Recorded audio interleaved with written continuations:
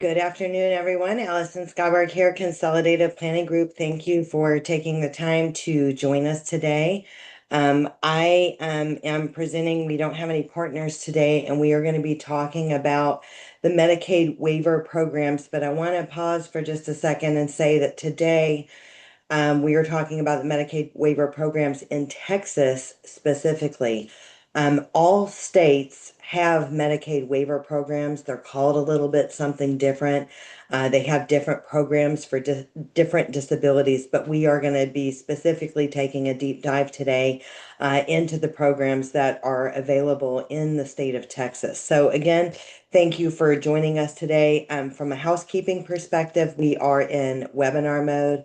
And that means that we can't see you or hear you, but we know you're there and we're glad that you're here today and have joined us. I have a list of questions that people have wrote in today, and I'm going to be weaving those questions in throughout our program. So if you send a question in, I have it. If you have a question during the presentation, just put that into the chat box and I'll get to those just as soon as I can, as time allows. So for today and planning your time, we're going for an hour. And all of our webinars that we do are recorded, and following the webinar, might be later today or tomorrow, you will get an email with a copy of a PDF of today's slides and also a link to the recording where you could listen to it again or share it with another family that you think that it might be beneficial for. Okay. And then all of our past recordings live on the Consolidated Planning Group YouTube channel. And you'll know you're in the right place. If you Google Consolidated Planning Group YouTube, you'll see that little flower that you see on the screen, and you'll know you're in the right place. And you can subscribe to that channel for free. And there are hundreds and hundreds of webinars on planning for a loved one with a disability. So for those of you that are joining for the very first time, welcome. We're so glad that you're here. A little bit about myself. I have 4 kids, 3 all adults and 3 with disabilities, and varying, vastly different disabilities that affect my kids. So from a perspective of Consolidated Planning Group, we are a holistic special needs financial planning firm. And our whole firm is nuanced in helping a family plan for a loved one with a disability, and it could be any age. You might be here and you have a new diagnosis and you're just trying to get the lay of the land. And you might be a veteran parent that is in your 80s and you have a loved one with a disability that is in their 60s. Sometimes we have siblings that are here that maybe the parents have passed on and they have become the caregiver of a sibling. But no matter what brings you here today, I just want to say first that you are in the right place, and we are definitely here to help you. So our webinar series, we've been doing webinars for years, and it was really just born really out of my own frustration. I do this. I do this for a living. I eat, sleep, and breathe this. And I found navigating some of these things is just difficult, whether it's dealing with Health and Human Services or Medicaid programs or Medicaid waivers, or if it's public benefits, SSI, SSDI, childhood disability benefits, the various benefit programs that we can apply for. I have found it all challenging. So the first thing that I want to say is, again, glad you're here. And if you have ever felt overwhelmed, like I just don't even know where to start or I don't know what to do, the first thing you have to hear is that you are absolutely not alone, and other people are here because they're having some of those same feelings. And so this YouTube channel was born to provide tools and information for you to have in your toolbox. So that way, instead of feeling defeated or overwhelmed by the processes that we have to go through as parents, that you feel empowered, and you feel empowered with the tools and the right questions to ask as you're going through your planning journey. So a lot of times, people talk about, well, I already have a financial advisor. And I think that that's common for a lot of families, maybe not all of them. But and there are a lot of financial advisors out there, but very few, fewer than a tenth of a percent are nuanced and special needs. So we always say that whether you work with us or you work with somebody else, we do want you to work with a specialist.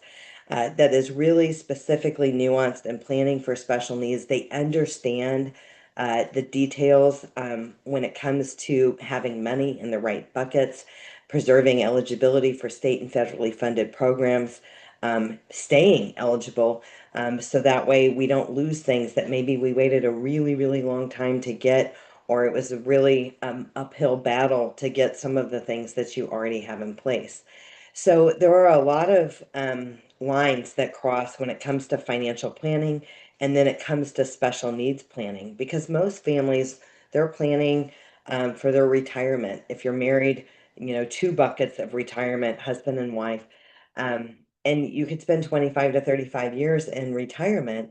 But if we have a child with a disability or multiple children with disabilities, they may have care needs 25 to 35 years after we're gone. So we need to be able to retire and stay retired, still have enough money to fund a special needs trust, maybe college, kids, maybe weddings, and other goals that you have for other family members.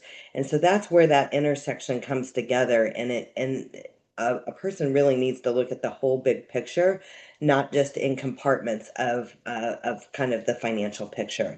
So we help people set up lifetime care plans, protection plans. We do a lot of transition planning, setting up ABLE accounts and having strategies around that.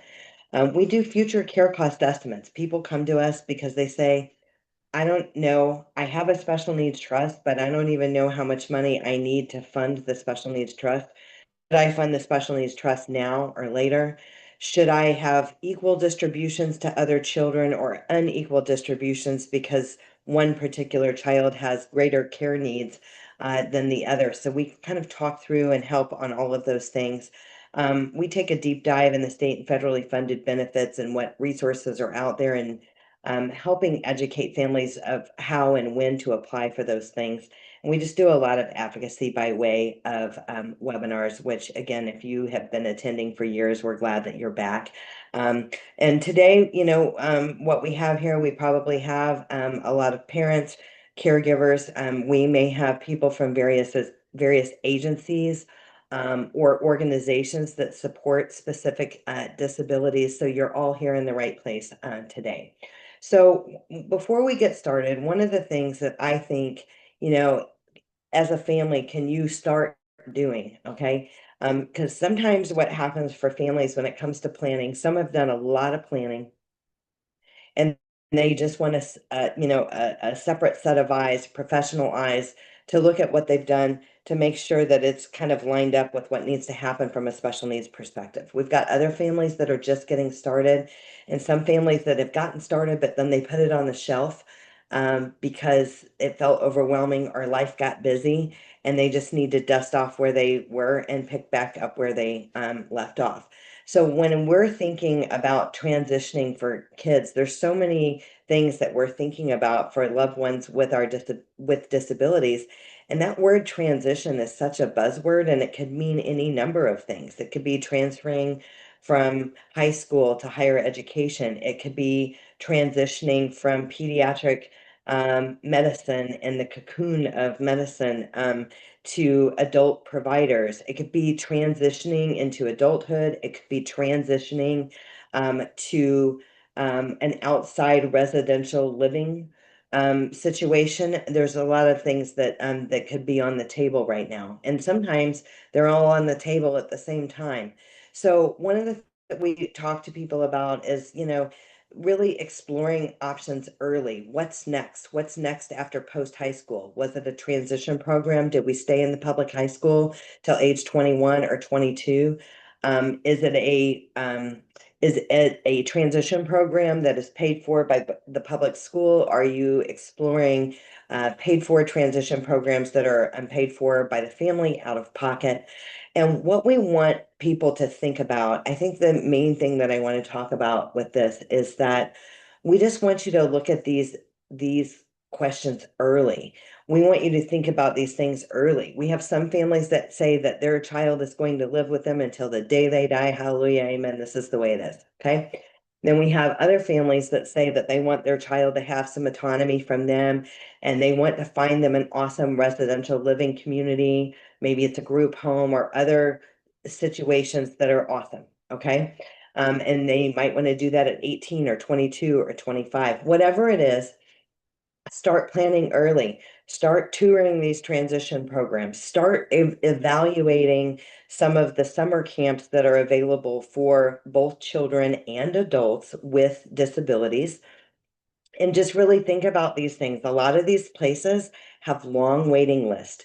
So if we have families that wait for the crisis to happen, somebody had a stroke, somebody had a major medical event or an accident that now has rendered them unable to provide the caregiving services that they once did, then what they may find is that the waiting lists are long and they should have been on the waiting list 3 to 5 years ago. So that's why we really spend time talking about this, starting to tour these programs. These residential living situations doesn't mean that you have to say yes, but it gives you the right to be on the waiting list. So that way, if a slot comes up in the future, you can evaluate it then if it's going to be a good fit at that time in your life. Okay. And then the other thing that I just want to mention is naming caregivers thoughtfully and really consider the implications before naming siblings as a future caregiver. So we see a lot of siblings that might be the successor guardian. They might be the successor trustee of the special needs trust that is funded and it's going to pay for care for the loved one that has a disability. But when we say think carefully before we name siblings, a lot of times siblings, not always, are similar in ages, okay? And then some of your other kids may be having kids of their own. They may have kids of their own with disabilities. They may have big commitments in their life with their jobs and their families and things like that. And so we want this to be an intentional decision, not an unintentional decision because there was no decision ever made. So that is the big thing that we want to talk about that. And then involving these kids. Some families do have siblings that are 10, 20 years apart from their loved one with a disability, and that may be a good situation for the future. So just wanted to revisit on that. I know we talk about these things a lot. I know that we have a lot of people that attend these webinars and they attend them on a regular basis, and we may have heard some of these things a lot of times. And I would have to tell you that that is by intention on our part, because a lot of times, most of the families that we're working with, mine included, most of the time, we're drinking from the fire hose. We've got one crisis from the next. We've got one thing rolling. We've got medical appointments. We're trying to, if you're working, you're trying to juggle the plate of working and managing care. We have some kids that have behavior issues that are getting kicked out of programs, and then you're suddenly having to find new programs and things like that. So we've got a lot of things on our plate. So just keep those things in mind as we move forward. So our agenda today is our Medicaid waivers. What are waivers? What do they do? Who's eligible and how to apply? And so we're going to spend time talking about all of those.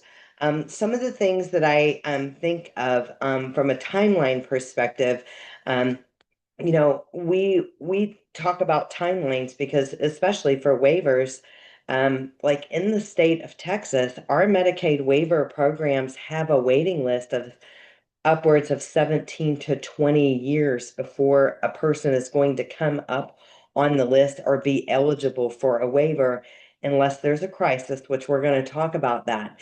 So sometimes there might be somebody on here today that is hearing this for the very, very first time that they need to get their child's name on the interest list or the AKA waiting list for these waiver programs. And you absolutely do need to do that. We're going to talk about how to do that today. And you want to do it sooner versus later. There was a Caitlin Hanley Act law that was passed, I guess it was last year. And it's now a requirement for physicians to tell families about these Medicaid waiver programs and tell them how to get on the list. So that is actually a law in Texas that was recently passed last year. So one of the things that I think is important is the diagnosis. So this is going to be against everything as adults that we do. So and I guess what I mean by that is when an adult goes to the doctor and the doctor says you have XYZ or you need this prescription, A lot of adults say, don't write that down. I don't want that in my record. Okay. Well, when it comes to our kids with disabilities, we need their disabilities clearly documented in their medical records. What are the names of their diagnoses? How does that affect them? How does, and not missing the small ones. So we may have a child that is on a spectrum and they may also have ADHD. They may also have insomnia. They may also have, it could be an intellectual disability. So just making sure that all of things are documented clearly because these Medicaid waivers are specifically for individuals with disabilities. Okay. And so we're going to talk more about what that means and the criteria for those. SSI, supplemental security income. So that is a whole can of worms. And if you've attended before, we do a lot of webinars on government benefits. It's called Government Benefits 101 as on that YouTube channel. Okay.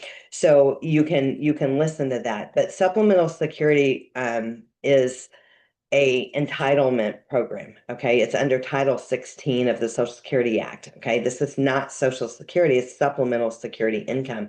And a lot of children, even though they're disabled, they don't qualify for SSI prior to turning 18 because it's based off of the parents' uh, income and assets. So if they don't meet the income and assets requirement, which is true for a lot of families, then the kid simply doesn't qualify for SSI.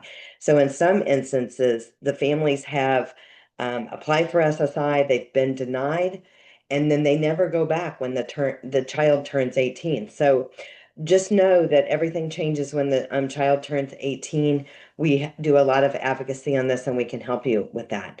SSDI is when the parent turns on their Social Security benefits or Social Security, their Social Security benefits, that there is a such thing as child in care benefits, where if a child had a disability that started prior to age 22, that they have the ability to be covered under a parent's record for Social Security benefits. So SSDI is under Title II, and you actually pay into the system. So if the child didn't work, then they didn't pay into the system, but they still may be covered. We did have somebody in the chat box said that Caitlin Hanley Act actually requires that schools inform parents about the waivers and the local authorities at the first ARD meeting, not the physicians. And the Hanleys are still advocating during the next session to get this amended to require this information to be given to all ARDs. So thank you for the update on that, Julia. Thank you for that. So how to get on the state waiver waiting list. So this is, again, do this quickly if you haven't already done this. And one of the things that we want to talk about is that there is different numbers for different ways. Call one number and I have my child enrolled in all of the Medicaid waivers. Okay, so there is a phone number for MDCP class DBMD. The local intellectual developmental disability authorities, also known as a LIDA in Texas. That's where you're going to have the HCS, Texas Home Living, Community First Choice. And this link here will take you to who your LIDA is. LIDAs are by county, okay? So for instance, if you lived in Harris County, it's the Harris Center. It used to be called MHMR. There are some LIDAs in the state of Texas that are still called MHMR. In Fort Bend County, that's going to be Texana. And so your LIDA is where you get on the wait list for those particular waivers, and they may tell you that you are on all of the waiver lists and you're on all of their lists, but you're not on the other ones. Star Plus for 21 and over has a different phone number as well. So we just want to mention that this is how you do get on the list. Now, for years, you had to call these numbers to find out where your child is on the interest list. What place are they in line? And some families are disturbed to see that their child is hundreds of thousands down on the list, and it's not anytime soon that they're going to come up for a waiver. And as I mentioned, there are long waiting lists for waivers, but not all of them have a long waiting list. There are some different doors in with community first choice, the yes waiver. There's some different things like that that may be a little bit quicker. But now you can log into yourtexasbenefits.com, create a username and password for your child, and you should be, there's a couple of clicks on the right-hand side. There is a box that you check for interest lists, and a couple of clicks later, you'll be able to see exactly what list your child is on and what their place in line is. So that was a really great process improvement that the state of Texas did. Definitely happy about that. So there is a common misconception out there that individuals cannot be on the waiting list if they are already receiving CFC services or any other type of waiver.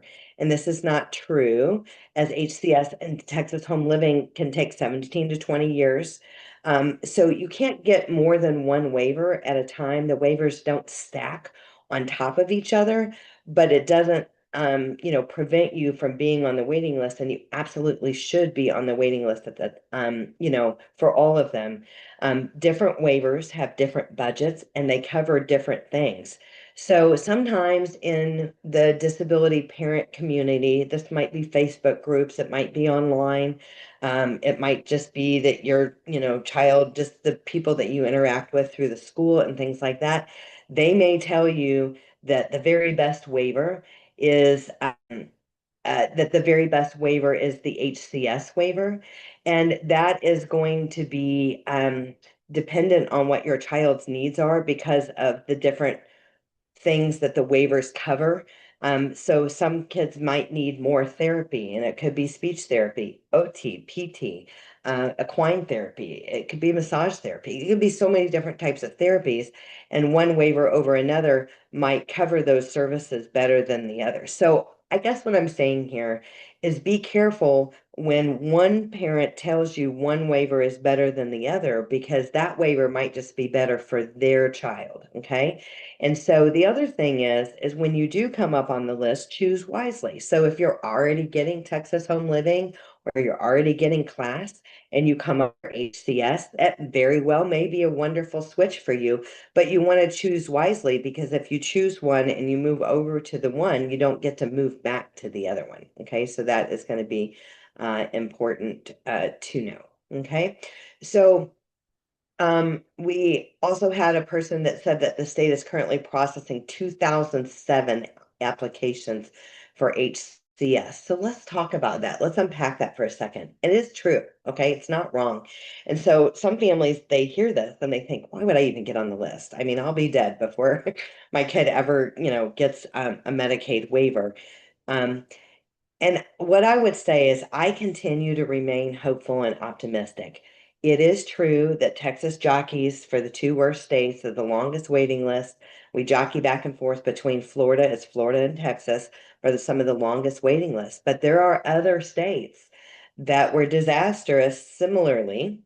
And they changed it. They turned it around. They had a new tax. They applied it to people with disabilities in their waiver programs. And they had some different things where they actually got people off of their waiting list. So let's remain hopeful and optimistic, and let's continue as parents, as professionals, as caregivers to advocate for these families. Our voices need to be heard. So I think that that is also important as well. So important documents. So some of the things that we talk about having together, the full individual evaluation, a school evaluation. These are things that are handy to have together. Documentation completed by a medical doctor, such as MD or DO or a doctor of osteopathic medicine.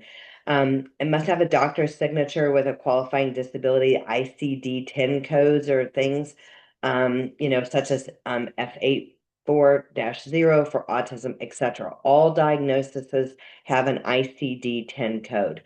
And the intake coordinator with the local authority will help the family review if they have any qualifying disability, have a qualifying disability, as a local authority typically has a list of those codes as well. And furthermore, one thing that I want to make very clear to families is that you don't have to prove disability to get on the list It's when you come up on the list that they're going to see if you are eligible for said waiver that you came up for. So just getting them on that list, that eligibility is going to come later. Pay stubs of income, this will initially only impact CFC services until they're eligible for HCS or Texas Home Living. Parent's ID, driver's license, the client's ID or driver's license, proof of residency.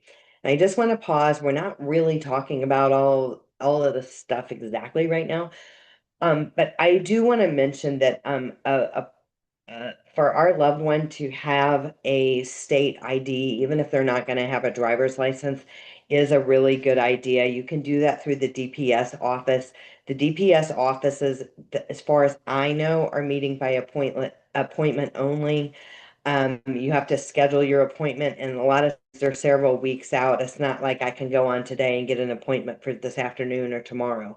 It's usually pretty busy, but they used to offer appointments for people with disabilities that maybe can't sit as long or have other issues going on, the big crowds or things like that. So you may want to ask that as well. And of course, our proof of residency is another thing that we're going to want to have handy. Okay.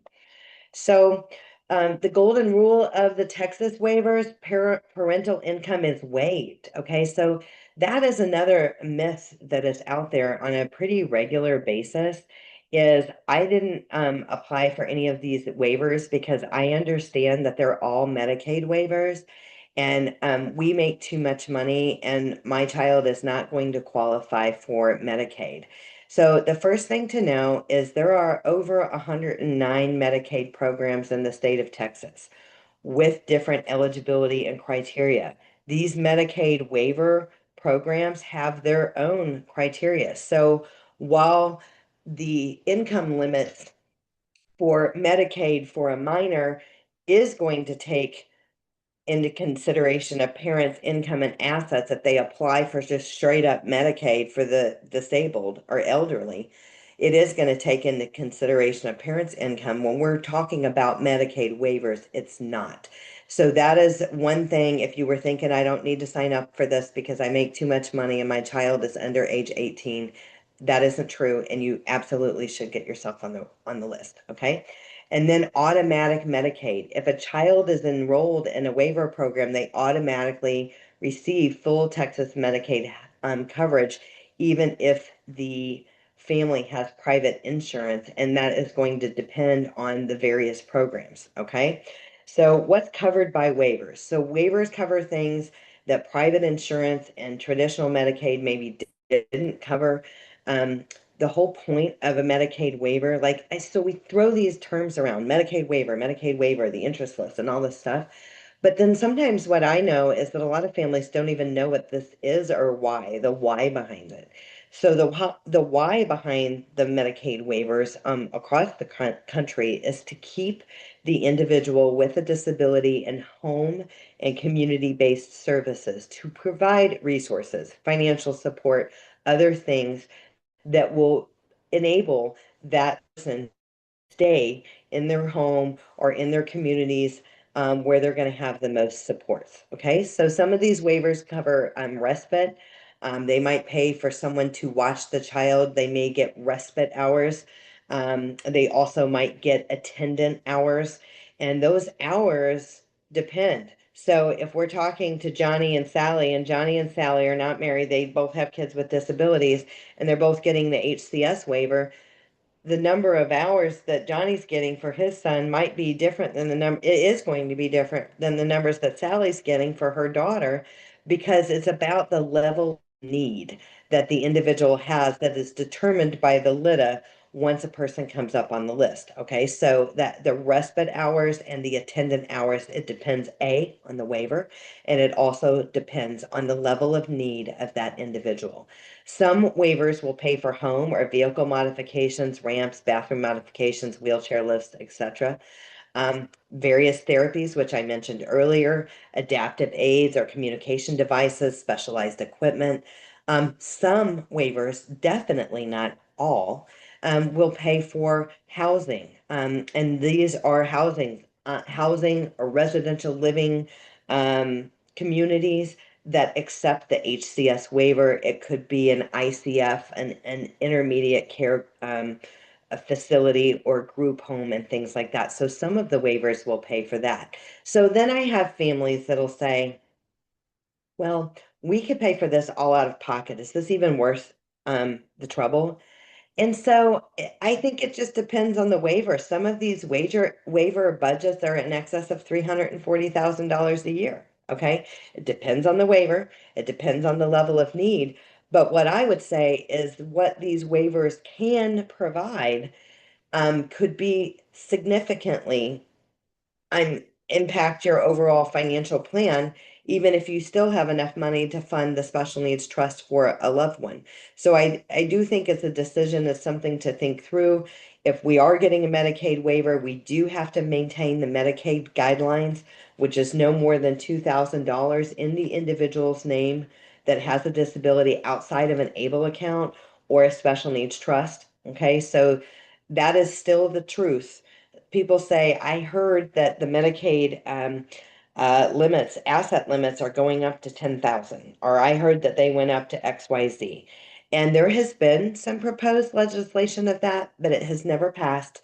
And it is still, the person cannot have more than $2,000 in their name. They could have one house, they could have one car, and no more than $2,000 in their name in all sources. Okay, so that's maintaining those Medicaid guidelines. Okay, so we've got the class, the HCS, the CFC, and the Texas Home Living. We like acronyms in Texas, okay? So there's acronyms for all of them. So class is home and community-based services to people with related conditions as a cost-effective alternative to placement in an intermediate care facility, the ICF homes I was mentioning. A lot of the waivers have a requirement, a lot of them in the state of Texas have a requirement of an intellectual disability of an IQ of 70 or below, or 75 and below with multiple disabilities. There is not an IQ requirement on the class waiver. Okay, so there's no IQ on the class waiver. So that is something to know. HCS, home and community-based services, this gives supports and services to kids and adults with intellectual disability or a related condition who live with their families in their own homes or a small group home with no more than 4 people. So community first choice, this provides home and community-based services, attendance services, and supports to Medicaid recipients with disabilities, helping with activities of daily living. And those are feeding oneself, getting out of bed, toileting, transferring, bathing. Those are some of the activities of daily living. And then it's just kind of hands-on assistance services, and it's offered through a managed care organization, which is another acronym that they frequently use as an MCO. Okay. So Texas Home Living gives services to children and adults with intellectual disability or a related condition who live in their own home or their family's home. So one thing that I want to mention, because we did have a question on this, we had a lot of great questions today. One person talked about the income requirements, our eligibility requirements. So we're going to be talking about like intellectual disabilities and eligibility requirements, but the financial requirements, so no more than $2,000 in a person's name, but additionally, the person's income, for the exception of Texas Home Living, it typically needs to be less than 300% of SSI. So the SSI amount changes each year. For 2026, that SSI amount is $994 a month.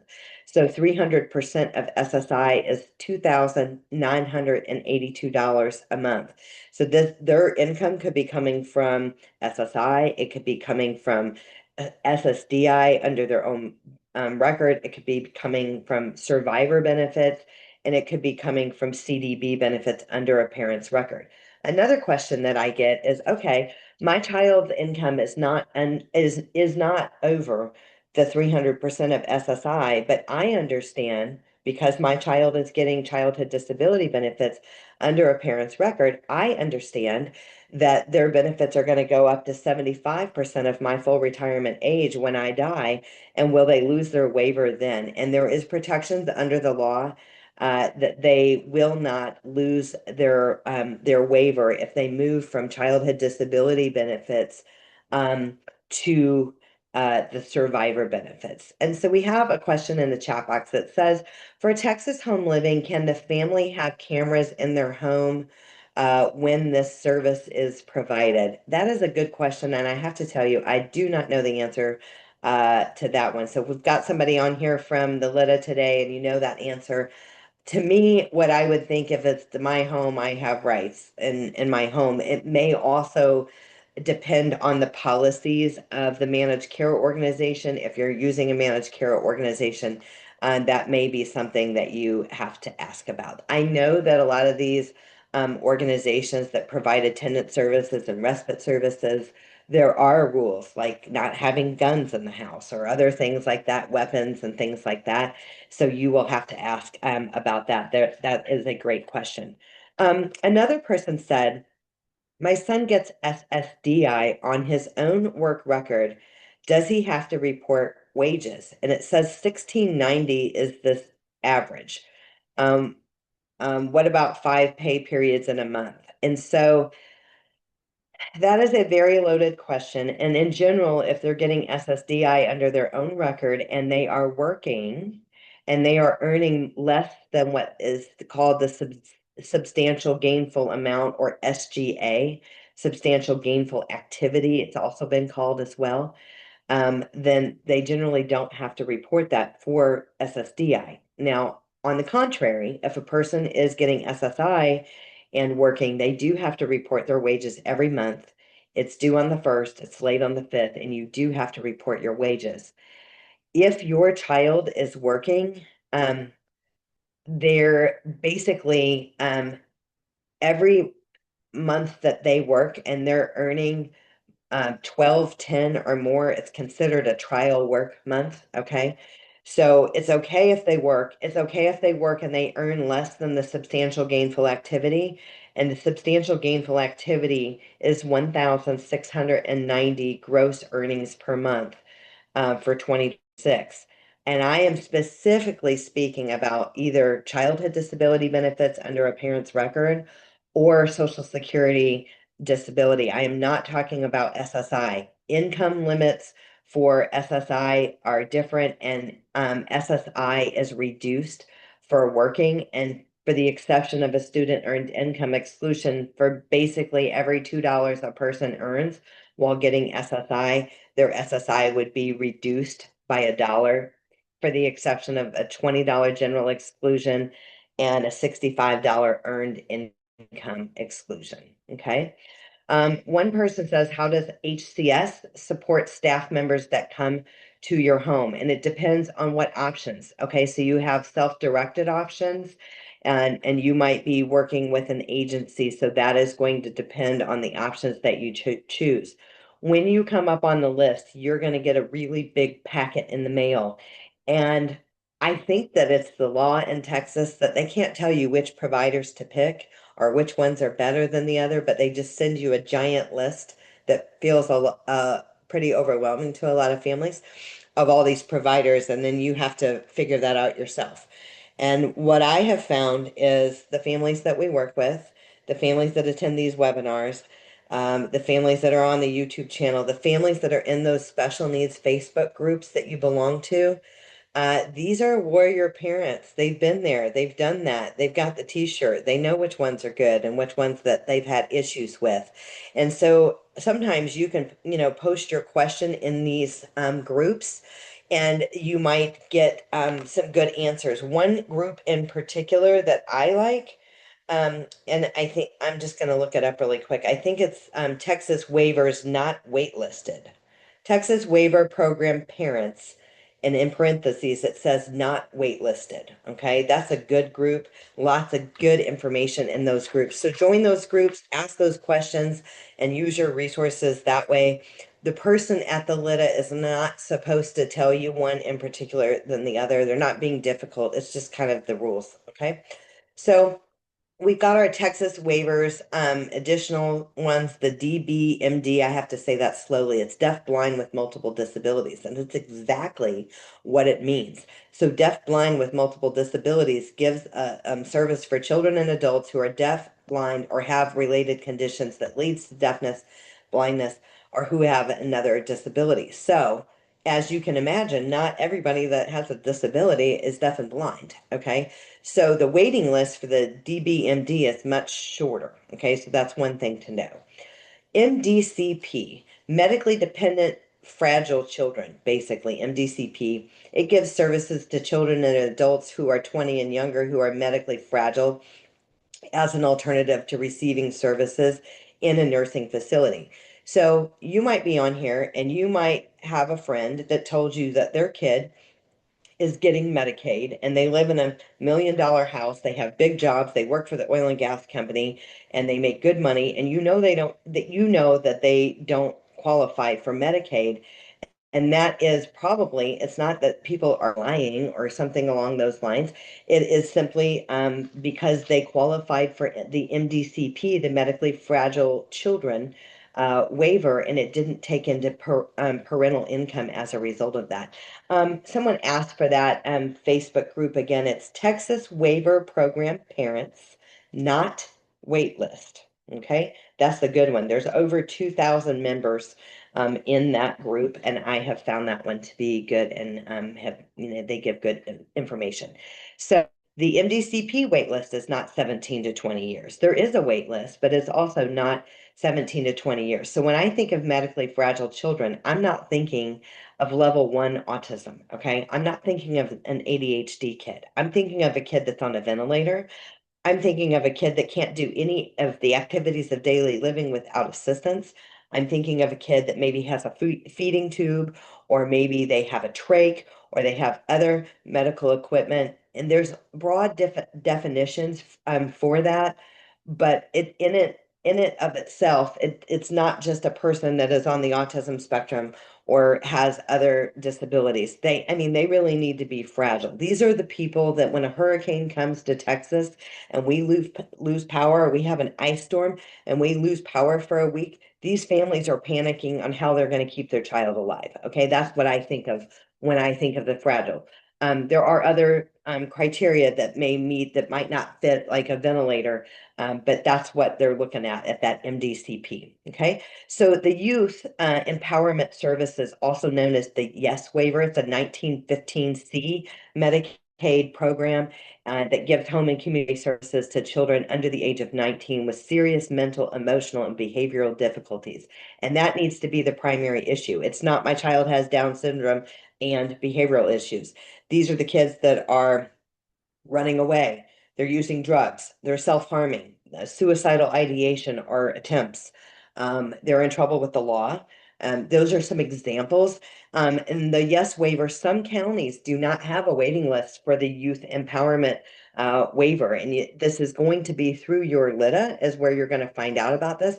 And this is a waiver that I like to talk about because it is a real issue. And we do have families that have real issues with mental health challenges with their loved one, and knowing that this is out there and there may not be a waiting list in your county may make a difference.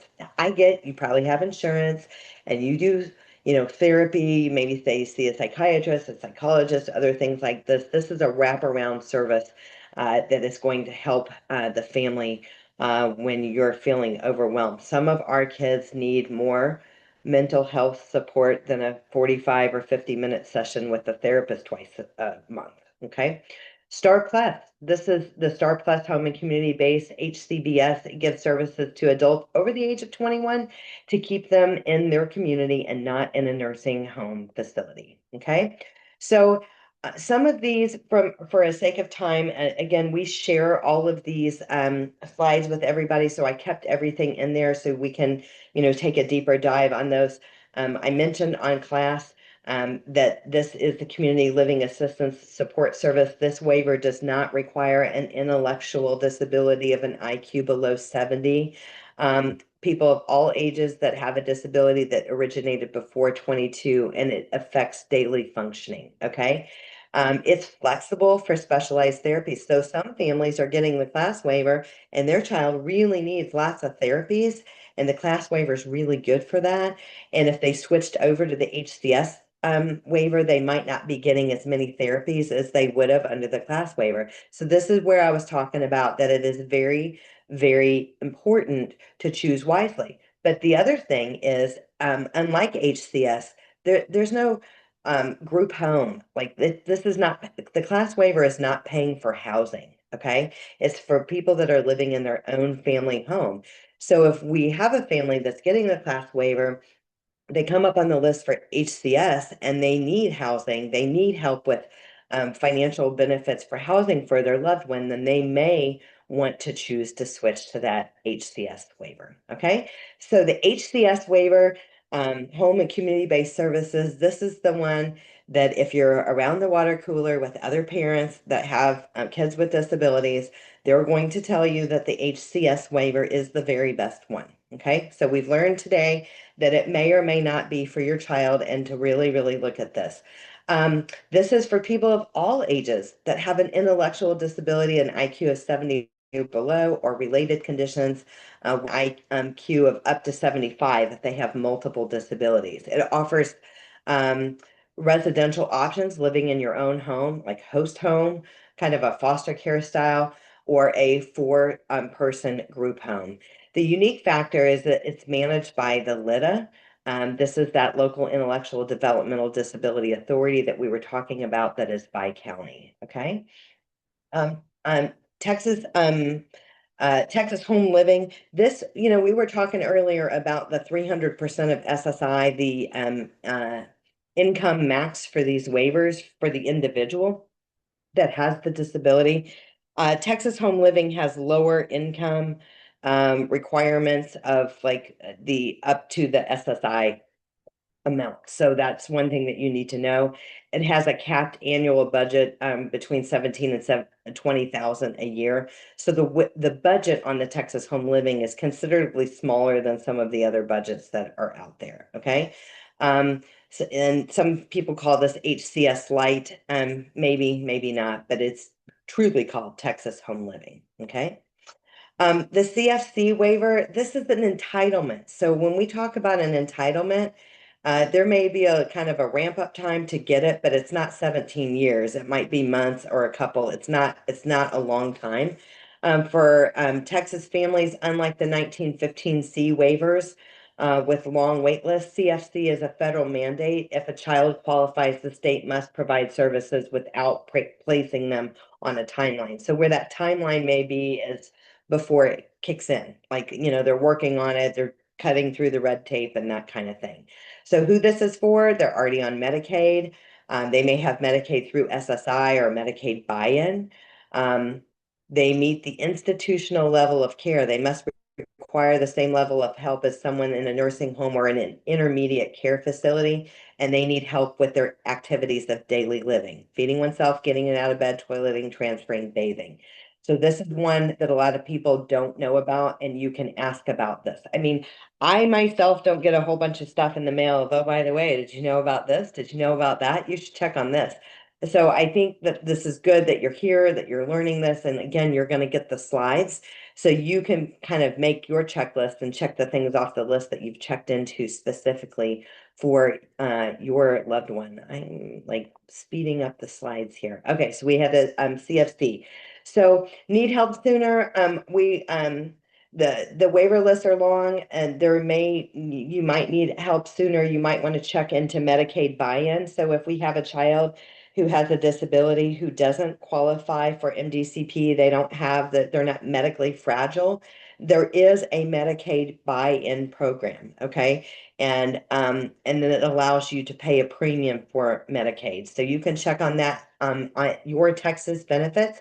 You can create a login in your Texas benefits, and it walks you through the application process, and it tells you what programs you might be eligible for. There are also local Medicaid Health and Human Service office, Medicaid offices all throughout Texas So if you're not savvy, you don't want to do it on the computer, you're having to upload stuff, it's not working, and you want to walk into an office, you absolutely can. Okay. So the Texas Health Steps, this provides medical and dental checkups and case management for children are already on Medicaid. So there's a thought on that. Okay. So need help now. This is where we're talking about crisis.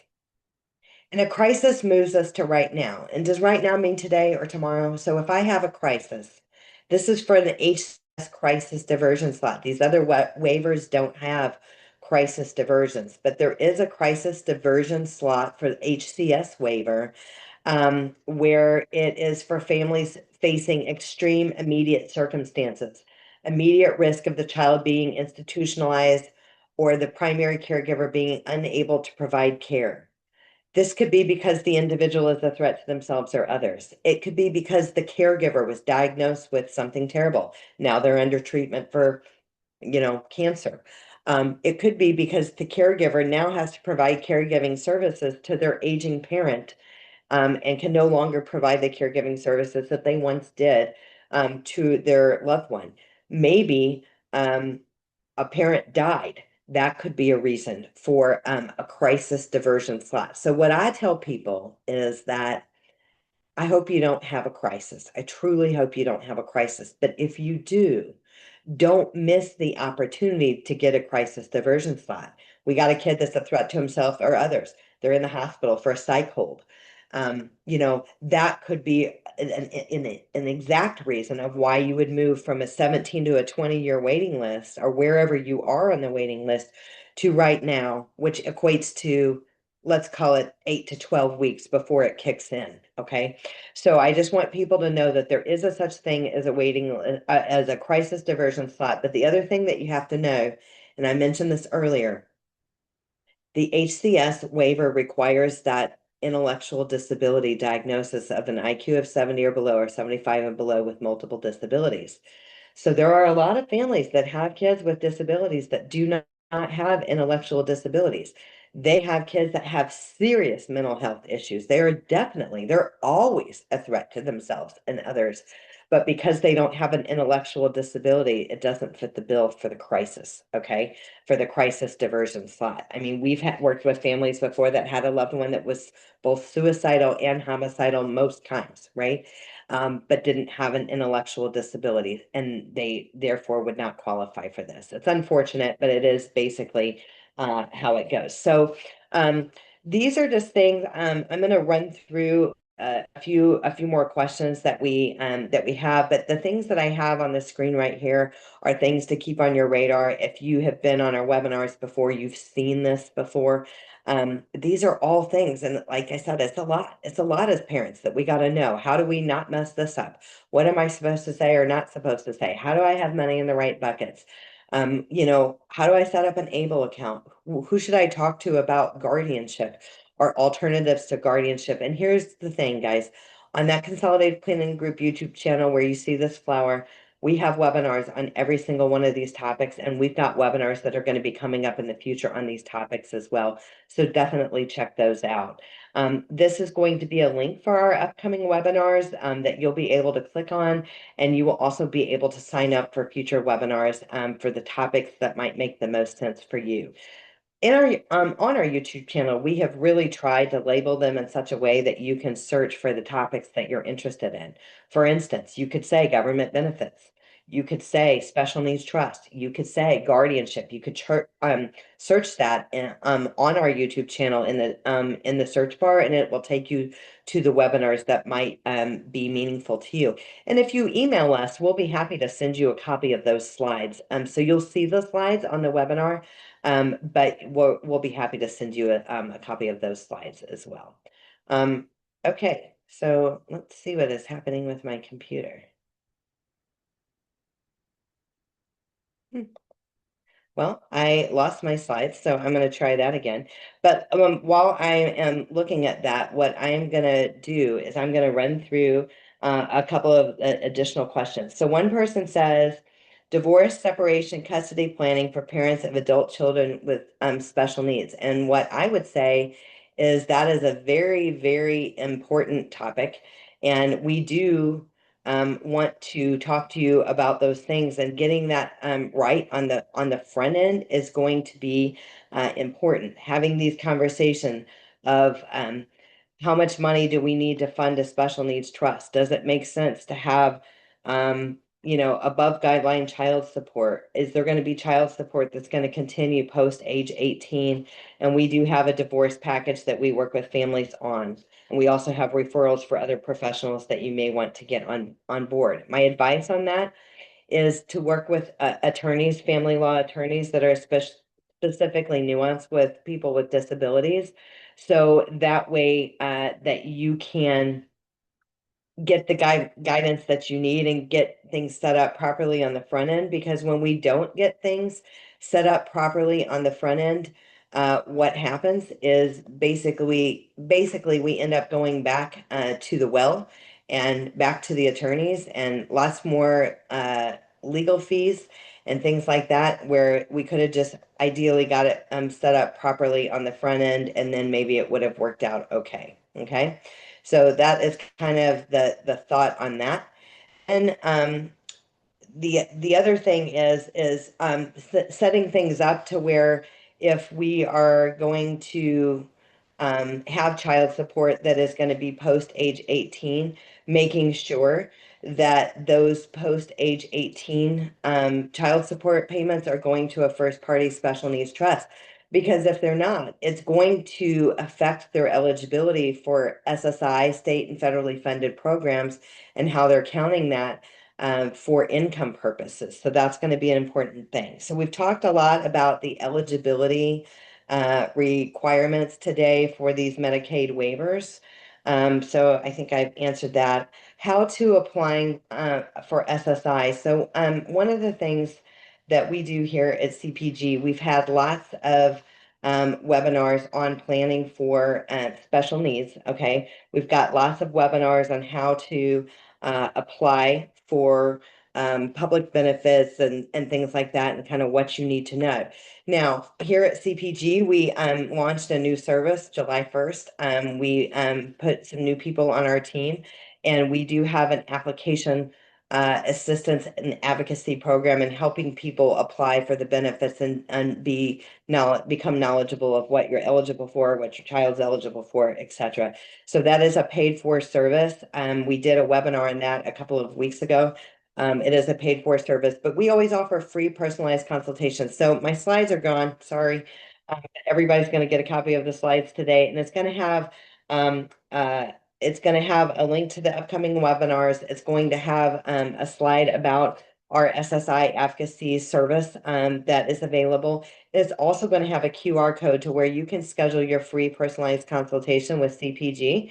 And that is really designed for us to learn a little bit more about you, what brings you to the meeting, what planning that you've done so far, share with you the doors that you can walk through at CPG, and go over prices and things like that. So that's always a free personalized consultation. So you'll want to check that out. Is it hard to get SSI? Kind of. It's long. A lot of these SSI applications are pending for 12 to 18 months. So you don't apply for SSI and get it the next month. Things have changed. Things are slow. A lot of the SSI applications in the state of Texas are being sent out to other states that aren't as busy as Texas.